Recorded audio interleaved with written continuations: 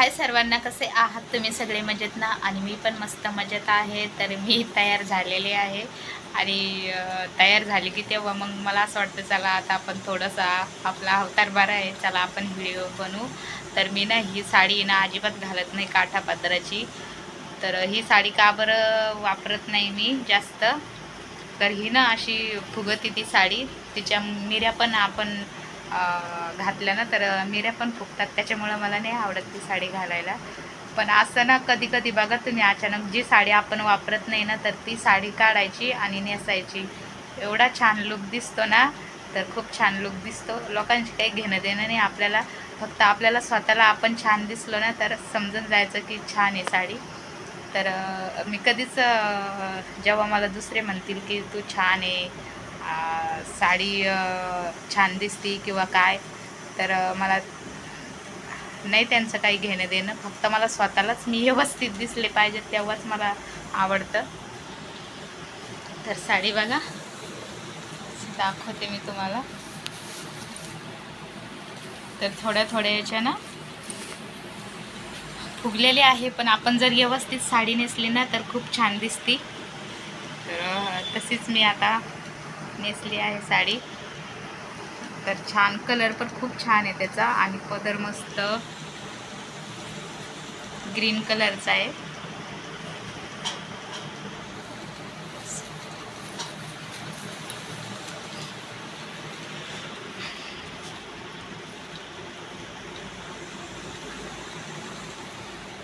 अगोदर व्यवस्थित बसून घेते, कारण की माझा हात ना खूप दुखतो, असा कॅमेरा मला पकडावा लागतो.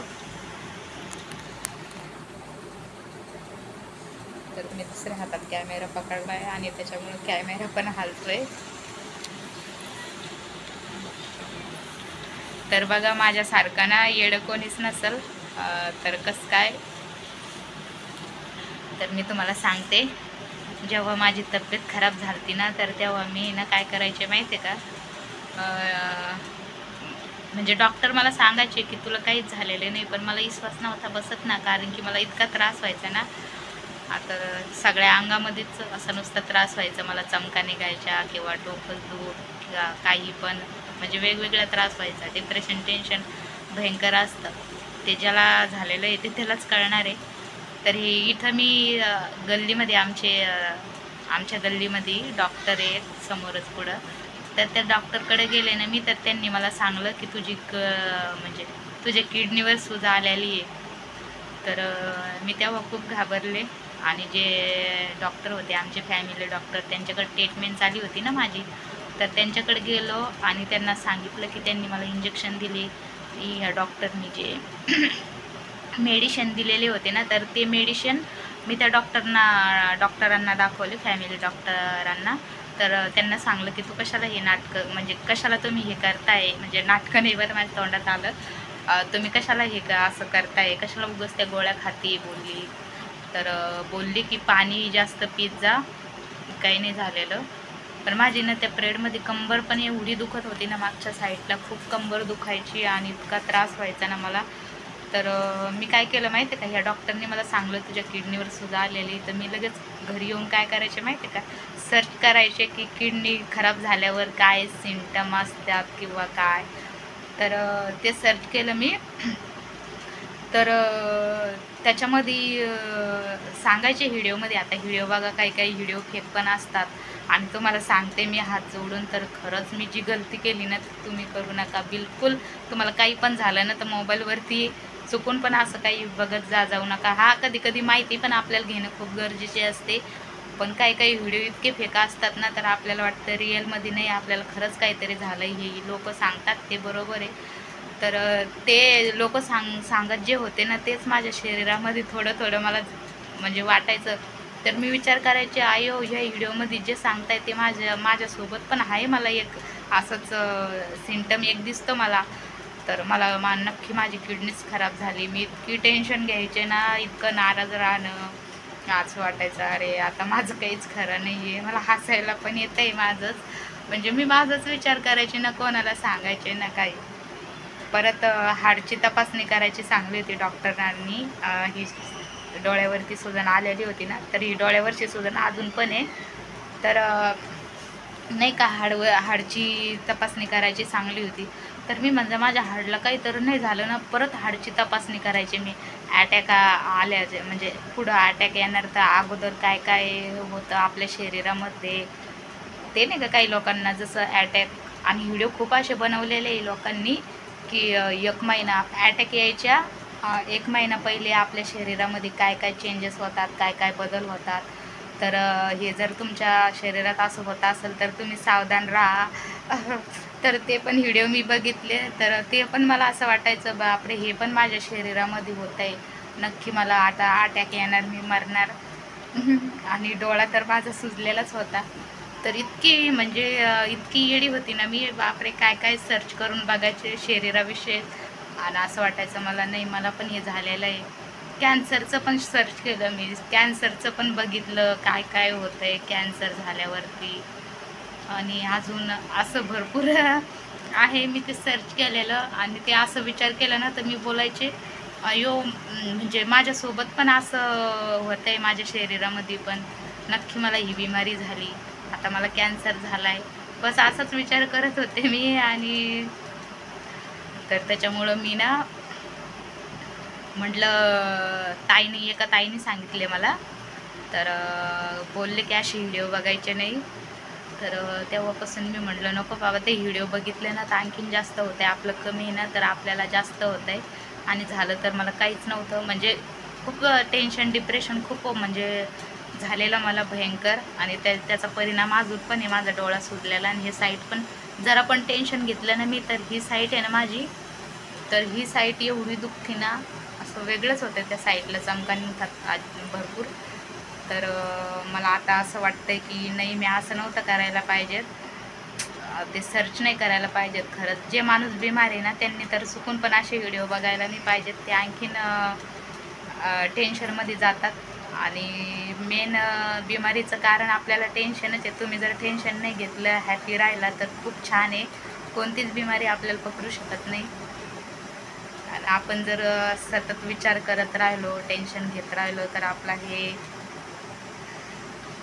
सगळं हे मेंदू आहे ना, तर ह्यो व्यवस्थित नाही राहत. आणि विचार करून करून सगळं जास्त परिणाम कशानं होतं माहिती आहे का, आपण जर हॅपी नाही राहिलं, जास्त विचार करत राहिलं, तर त्यानं जास्तच बिमाऱ्या लागायची भीती आहे.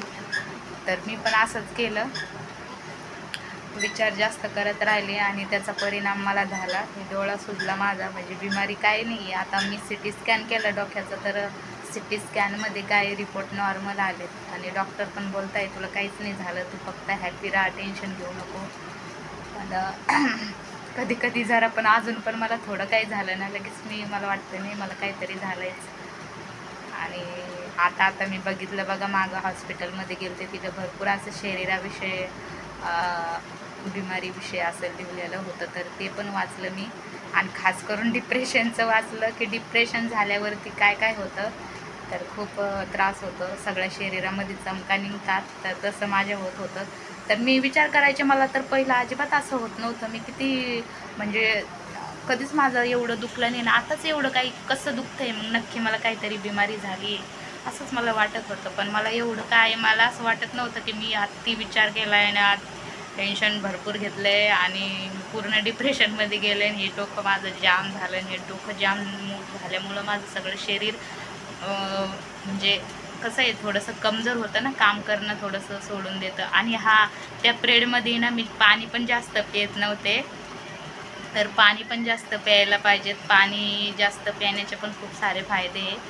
तर जे थोडं थोडं म्हणजे मला आता जे आठवतं आहे ना, ते मी तुमच्यासोबत शेअर करते.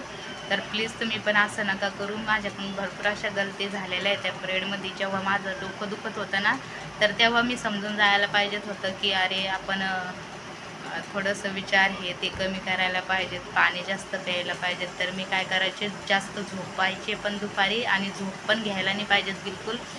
झोप म्हणजे असं कधी घ्यायची झोप, पण अशी एवढी पण नाही. मी ना म्हणजे खूप झोपायचे त्या पिरियडमध्ये, झोप मला यायची, सगळं शरीर माझं कमजोर झालं होतं, एकदम एकदम मला अशक्तपणा आलता. म्हणजे असं जरी मी उठले ना तरी बी सगळ्या अंगामध्ये मुंग्या आणि डोक्यामध्ये मुंग्या आणि असं चालावं पण वाटत नव्हतं. एकदम असा थकवा आलेला होता मला. तर आता विचार करते मी आणि आता खरंच खूप बदल केलेत मी स्वतःमध्ये. पाणी पिते भरपूर आणि विचार कसे आहे आता, विचार तरी येणारच आहे, थोडेफार विचार येतातच, पण एवढे पहिल्यापेक्षा थोडे कमी केलेत मी. म्हणजे पहिले जास्त ते माहिती नव्हतं ना मला की त्यांना असं असं होतं आहे म्हणून, पण आता नाही, आता मी थोडेसे कमी केले बाबा ते विचार नको. त्यांनी काय काय माझं सगळं जगणं मुश्किल झालं. घरात होते मी पण असून बी नसल्यासारखी वागत होते मी, वेगळीच वागत होते ना. तनूकडं माझं लक्ष होतं ना कशाकडंच. आणि असं नाही की मी सारखी झोपून पण राहत होते. त्या पिरियडमध्ये खूप त्रास व्हायचा मला डोक्याला त्याला आणि एकदम असं भयान झालते मी, पण तरी पण मी काम करत होते. काम करणं मला गरजेचं होतं, कारण की तुम्हाला माहिती आहे इथं काम करायला कोणीच नाही आहेत. आणि कसं आहे, जरी पण माझे मिस्टर आहे तर ते तर एवढं पण नाही करू शकत, आपल्यालाच करावं लागतं. आणि मुलगी तर लहानच आहे. तनू तर माहिती आहे तुम्हाला, तनू पण नाही जास्त करू शकत. तर बिचारी तनूचे पण खूप हाल झाले त्या पिरियडमध्ये. तर असंही लेडीज जर बिमार पडली तर खूप अवघड होतं. घराकडे घरातलं सगळं बघणारी लेडीज असते आणि ती बिमार पडली तर मग अवघड होऊन जातं. आणि मला माहिती नाही तुम्हाला आवाज येतो किंवा नाही, कारण की फॅन चालू आहे. फॅनचा आवाज येत असेल बहुतेक. तर फॅन बंद नाही केला मी, कारण की फॅन जर बंद केला तर मला खूप गरमी होते. तर त्याच्यामुळं तर अजून चला, मला जे जे आठवलं ना ते मी, म्हणजे कसं आहे, माझं माइंड अजून पण एवढं हे नाही आहे, पण त्याला ठिकाण्यावर आणायचा मी आता प्रयत्न करते, व्यवस्थित राहायचा.